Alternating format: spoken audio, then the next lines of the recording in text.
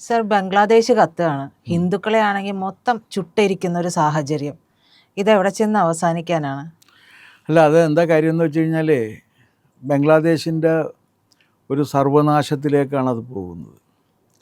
6 ഹിന്ദു കുടുംബങ്ങളെ കത്തിച്ചു.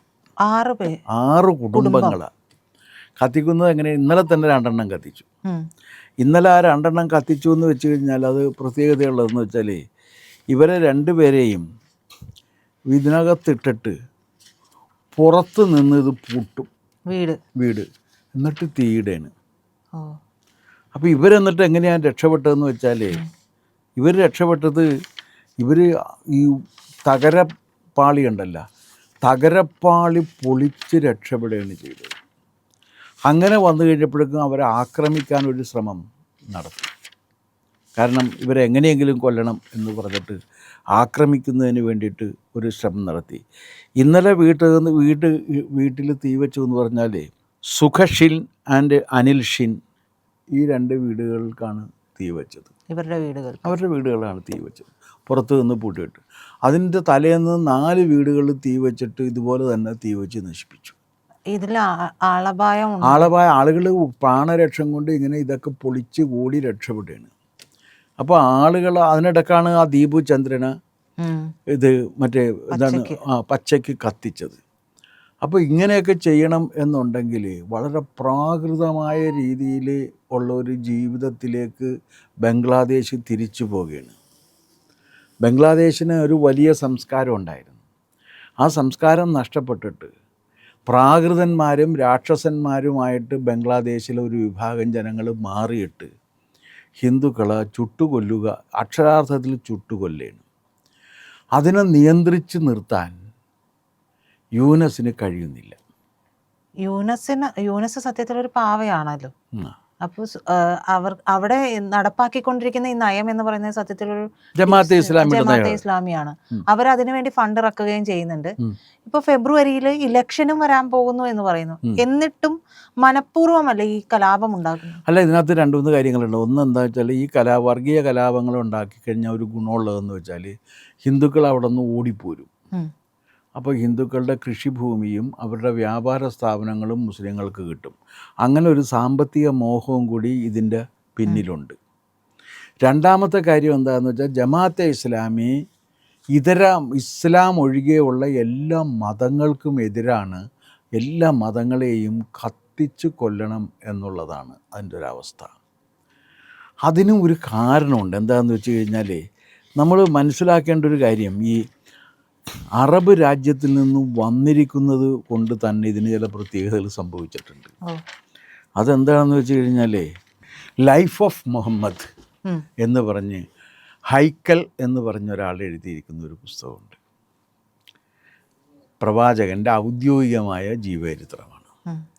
ആ ഔദ്യോഗികമായ ജീവചരിത്രത്തിൽ പറഞ്ഞിരിക്കുന്നൊരു കാര്യം, people lived in the shadow of retributive justice. അതായത് അറേബ്യയിലെ ജനങ്ങൾ റിട്രിബ്യൂട്ടീവ് ജസ്റ്റിസ് എന്ന് പറഞ്ഞാൽ കണ്ണിന് പകരം കണ്ണ്, പല്ലിന് പകരം പല്ല്.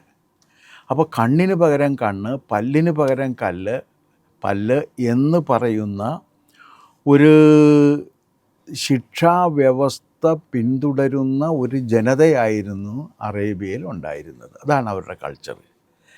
ഇത് പേജ് 10 പറഞ്ഞിരിക്കുന്നത് ഇതിൻ്റെ. അത് കഴിഞ്ഞിട്ട് പറയുന്നൊരു കാര്യമുണ്ട്.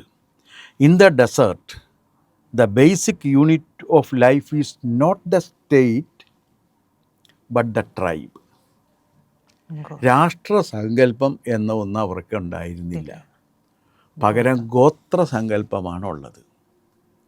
ഇനി ഈ ഗോത്രങ്ങൾക്കാണെങ്കിലാ ഇവരൊരിക്കലും ഒരു സ്ഥലത്ത് സ്ഥിരമായി താമസിക്കുന്നവരല്ല, ഇവർ നൊമാഡുകളാണ്. കാരണം വെച്ചാൽ ഇവർ ട്രേഡേഴ്സാണ്.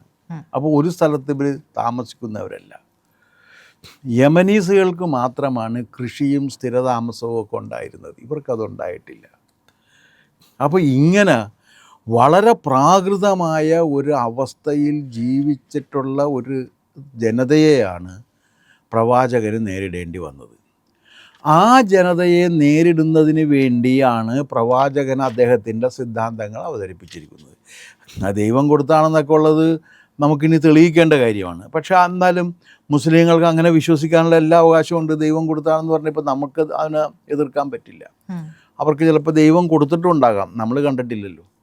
നമ്മൾ കാണാത്ത സ്ഥിതിക്ക് നമ്മളതിനെ എതിർക്കേണ്ട കാര്യമില്ല. പക്ഷെ അവർക്ക് അങ്ങനെ വിശ്വസിക്കാം. പക്ഷേ ആ ജനതയുടെ സ്വഭാവം ഇതാണ് എന്ന് പ്രവാചകൻ്റെ ജീവചരിത്രം എഴുതിയ ഈ പുസ്തകത്തിൽ തന്നെ പറഞ്ഞിട്ടുണ്ട്. അതിൽ പറയുന്ന ഒരു കാര്യം ഞാൻ വായിച്ചിട്ട് ഞാനിപ്പോൾ പെട്ടെന്ന് ഓർക്കുന്നൊരു കാര്യം എന്ന് വെച്ച് കഴിഞ്ഞാൽ, ഈ പെൺകുട്ടികൾ ജനിച്ചിട്ടുണ്ടെങ്കിൽ ഇവരെ കൊല്ലുന്നൊരു പരിപാടിയുണ്ട്. അപ്പോൾ എങ്ങനെയാണ് കൊല്ലുക എന്ന് വെച്ച് കഴിഞ്ഞാൽ, മരുഭൂമിയിലേക്ക് രാത്രി പെൺകുട്ടികളെ വിളിച്ചുകൊണ്ട് പോകും, സ്വന്തം അച്ഛൻ തന്നെ. എന്നിട്ട് അവിടെ വലിയ കുഴി കുത്തിയിട്ട് ഈ കുഴിക്കകത്തിട്ടിട്ട് മൂടിക്കളയും. അതിൽ ഈ ഹൈക്കൽ എഴുതി വച്ചേക്കുന്ന ഒരു കാര്യം വായിച്ചിട്ട് സത്യത്തിൽ എൻ്റെ കണ്ണ് നിറഞ്ഞ ഒരു കാര്യം എന്ന് വെച്ചാൽ, അങ്ങനെ ഒരു പെൺകുട്ടിയെ ഇതിനകത്തേക്ക് തള്ളിയിടാൻ വേണ്ടി പോകുമ്പോൾ അവളുടെ വാപ്പയുടെ താടിയിലിരിക്കുന്ന മണൽ ഇവൾ കൈകൊണ്ട് ഇങ്ങനെ തട്ടിക്കളയുന്നൊരു രംഗം ഹൈക്കൽ എഴുതി വച്ചിട്ടുണ്ട്. അത്ര പ്രാകൃതരായ ഒരു ജനതയായിരുന്നു. ആ പ്രാകൃതരായ ഒരു ജനതയുടെ സംസ്കാരത്തെയാണ് ഇപ്പോൾ ഈ പരിഷ്കൃതമായ ഒരു സമൂഹത്തിൽ ഇവർ അടിച്ചേൽപ്പിക്കാൻ വേണ്ടി ശ്രമിക്കുന്നത്. ജമാഅത്തെ ഇസ്ലാമി കൊണ്ടുവരുന്നത് ഈ പ്രാകൃതമായ ട്രൈബൽ സംസ്കാരത്തെ ഏറ്റവും പരിഷ്കൃതമായ ഒരു ജനതയുടെ മേൽ അടിച്ചേൽപ്പിക്കുന്നതിന് വേണ്ടി വരുമ്പോഴാണ് ഇത്ര പ്രാകൃതമായ രീതിയിലും പൈശാചികമായ രീതിയിലും ആളുകളെ ചുട്ടുകൊല്ലുന്നതിന് വേണ്ടിയുള്ളൊരു മനോഭാവം ഇവർക്ക് വരുന്നത്.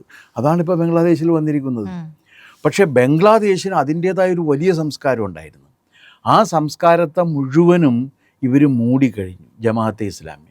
അപ്പോൾ ജമാഅത്തെ ഇസ്ലാമിയുടെ ഒരു ജീവിതമാണ്, അതിൻ്റെ ഒരു ഭരണ സമ്പ്രദായമാണ് അവിടെ ഇപ്പോൾ നടന്നുകൊണ്ടിരിക്കുന്നത്. ഇപ്പോൾ മാധ്യമ സ്ഥാപനങ്ങൾക്ക് നേരെ വലിയ ആക്രമണം ഉണ്ടായി. ഇപ്പോൾ ഏറ്റവും ഒടുവിൽ ഗ്ലോബൽ TV എന്ന് പറയുന്ന ഒരു മാധ്യമ സ്ഥാപനത്തിലെ വനിതാ പത്രപ്രവർത്തക, അവർ നസ്നീൻ മുന്നി എന്നാണ് പേര്, ഇവരെ ഒന്നില്ലെങ്കിൽ ഇറക്കി വിടുക, ഞങ്ങൾക്ക് ചുട്ടുകൊല്ലാനാണ് എന്ന് പറഞ്ഞുകൊണ്ട് ഇവരോട് ആവശ്യപ്പെടുകയാണ്.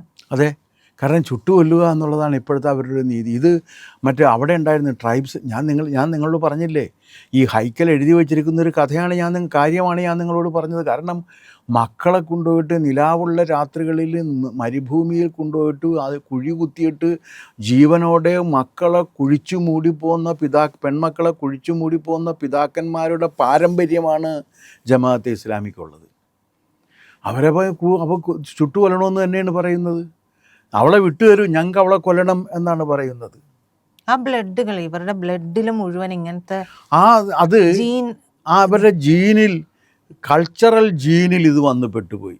സാംസ്കാരികമായ ജനിതകത്തിൽ ഈ ഒരു സംസ്കാരം, ഈ ഒരു കാര്യം വന്ന് പെട്ടുപോയത് കൊണ്ടാണ് അവിടുത്തെ പത്രസ്ഥാപനം തീയിട്ട് നശിപ്പിച്ചു. അതെ, ഈ കഴിഞ്ഞ ദിവസം വളരെ ശ്രദ്ധേയമായൊരു സ്റ്റേറ്റ്മെൻ്റ് ഉണ്ടായിരുന്നു ഒവൈസിയുടെ ഭാഗത്തു നിന്നാണ്. അദ്ദേഹം ചോദിച്ചത് ബംഗ്ലാദേശിന് ഇന്ത്യ കൊടുത്ത $10 മില്യൺ ഹിന്ദു വേട്ടയ്ക്കായിരുന്നു എന്നുള്ളതാണ്. ഇവിടെയും ബംഗ്ലാദേശികളുണ്ട്, അനധികൃതമായി കുടിയേറിയവരുണ്ട്. നമ്മൾ അവർക്ക് നേരെ ഒരാക്രമണവും നടത്തുന്നില്ല. ഔദ്യോഗികമായി നിയമ നടപടികളിലൂടെ അവരെ പുറത്താക്കുകയാണ് ചെയ്യുന്നത്.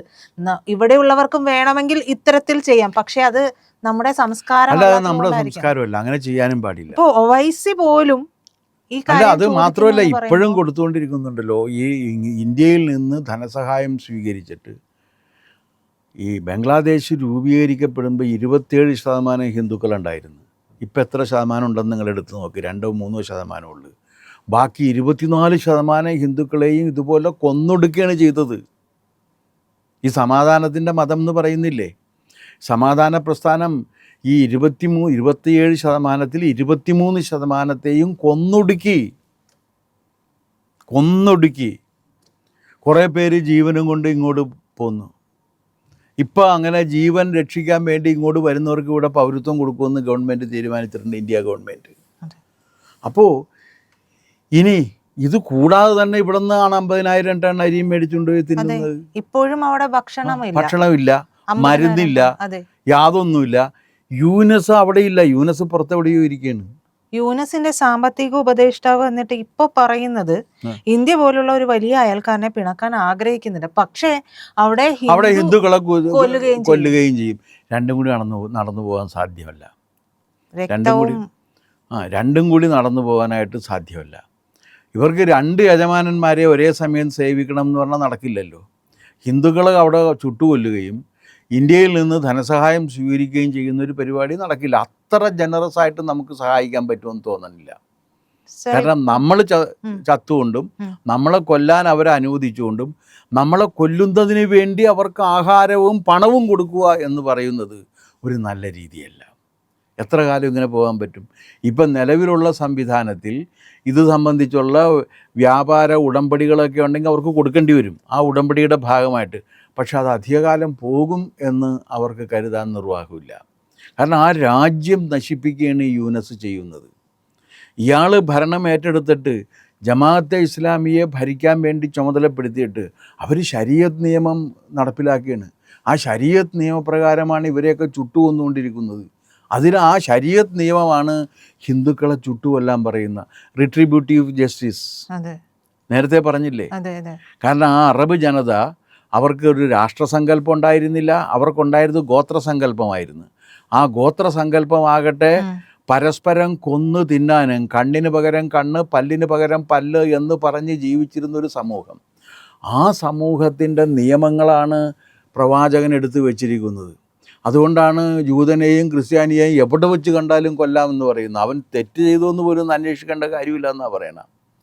ഒരുത്തൻ ജൂതനും വേറൊരുത്തൻ ക്രിസ്ത്യാനിയുമാണെങ്കിൽ അവനെ കൊന്ന് നിങ്ങൾ വേറെ ഒന്നും നോക്കണ്ട എന്ന് പറയുന്ന വിധത്തിലുള്ള ഒരു സംസ്കാരം വന്നത് ഈ റിട്രിബ്യൂട്ടീവ് ജസ്റ്റിസിൽ നിന്നാണ്.